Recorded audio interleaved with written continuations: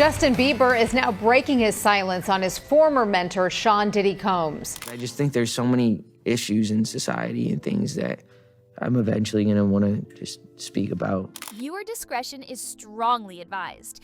This video is for educational and entertainment purposes only. What you're about to hear is based on federal courtroom testimony and verified reporting from Day 5 of the Sean Diddy Combs trial, as documented by Inner City Press. Day 5 wasn't supposed to change the trial, but it did, and it didn't start in the courtroom, it started online. Just minutes before the judge took her seat, something dropped on Instagram, something that no one expected. Justin Bieber, the former teen idol once mentored by Diddy himself, finally broke his silence. And what he posted, it didn't just back up Cassie Ventura's disturbing claims.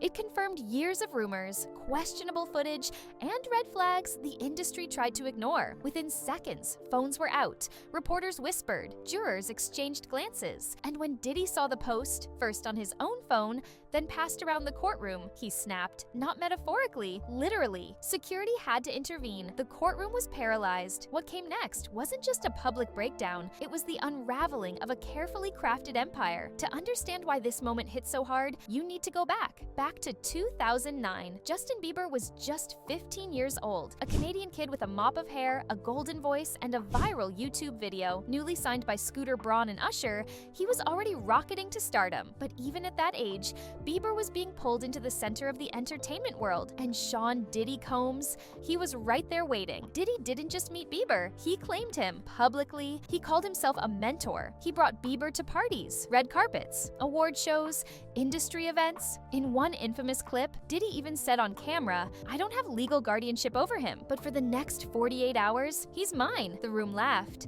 Bieber smiled awkwardly. It was supposed to be funny. It isn't anymore. Footage from that time shows a wide-eyed Bieber standing silently while Diddy talks over him, for him, about him, sometimes making inappropriate jokes, sometimes calling him "my man" after suggestive comments. At the time, no one questioned it. Now, every clip feels different, because Diddy wasn't just a celebrity, he was power, influence, gatekeeping. And for a teenager like Bieber, being close to that power came with exposure, access to people, places, and experiences that no kid should have had. Behind the scenes, Bieber was being shaped not just by Scooter Braun or Usher, but by someone whose reputation came with whispers. Whispers of parties, whispers of secrecy, whispers of control. As Bieber's career soared, the environments he was thrown into got darker. Sources now say he was often overwhelmed, pressured to perform, to impress, to conform. And while Diddy helped open doors, he also introduced Bieber to a world without boundaries, a world of blurred lines,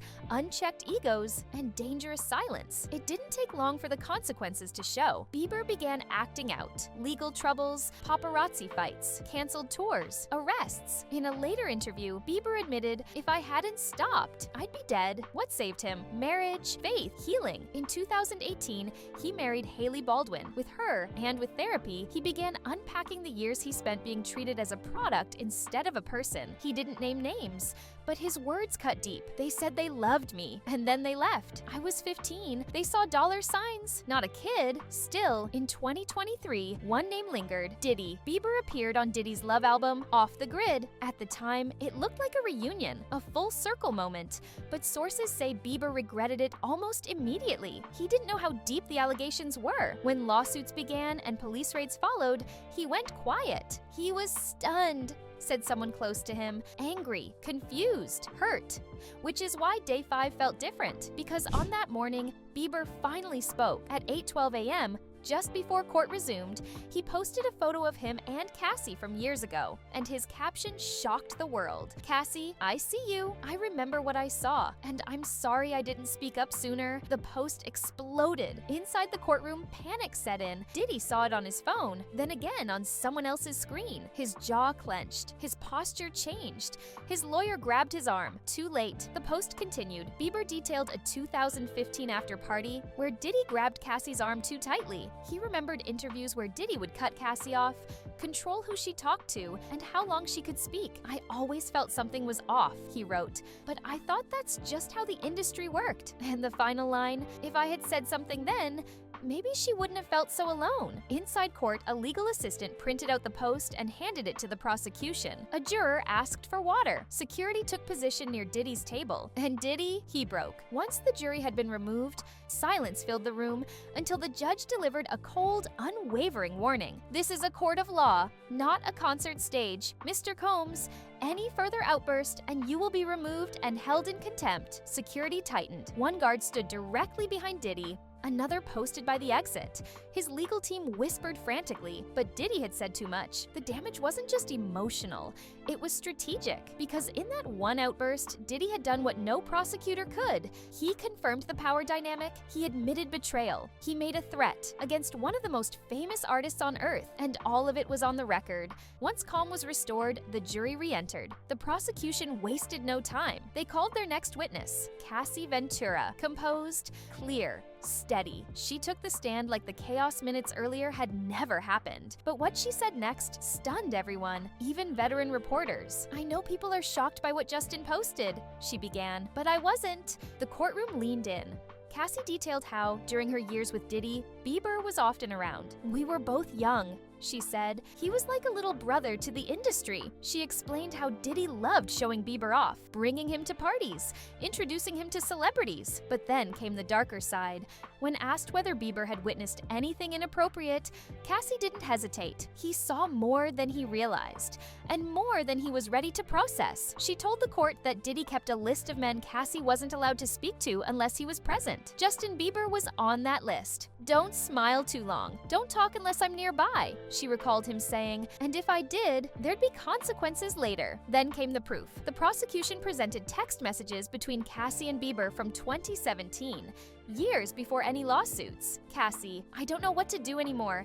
He monitors everything." Bieber, "That's not normal. You need to talk to someone. This isn't okay." Jurors shifted in their seats. One woman quietly wiped tears from under her glasses. These weren't dramatic accusations. They were private messages, raw, real, undeniable. And they confirmed that Cassie had confided in Bieber long before she ever stepped foot into a courtroom. "Why didn't you bring these texts forward sooner?" the prosecutor asked. Cassie looked down, then replied, "Because he told me no one would believe me, and I believed him." Then she told one last story, a music industry event, a crowded party, Cassie chatting with Bieber near a buffet table, laughing, harmless, until Diddy appeared. He pulled me aside and whispered, "Even Justin knows what happens to people who cross me." Gasps echoed through the courtroom. Cassie paused.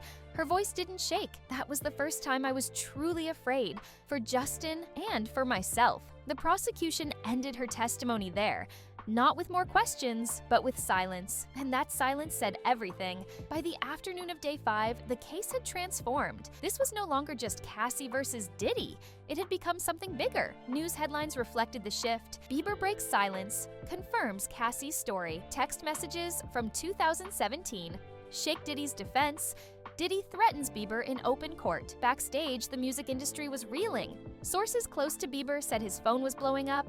Some messages were supportive, others were warnings. One read simply, "You just opened the floodgates," and those floodgates opened fast. Former dancers, assistants, interns, people who had lived under the weight of Diddy's empire began contacting Cassie's legal team. Some offered to testify, others sent sworn affidavits. The one common thread, fear, and now validation. Even celebrities began to stir. An old 2022 interview with Usher resurfaced, where he said he'd never let his kids live with Diddy. Now that interview was being rewatched, reanalyzed, reposted. People weren't just questioning Diddy, they were questioning the entire system that protected him. And Bieber, he had shattered the unspoken rule. Don't speak out, don't name names. But he did, and the industry was watching. Before court adjourned, the prosecution revealed one final piece of evidence. Video, security footage, 2018, a luxury hotel lobby in Los Angeles. The room darkened. On the screen, Cassie is seen talking to a male artist. Diddy walks into frame. No yelling,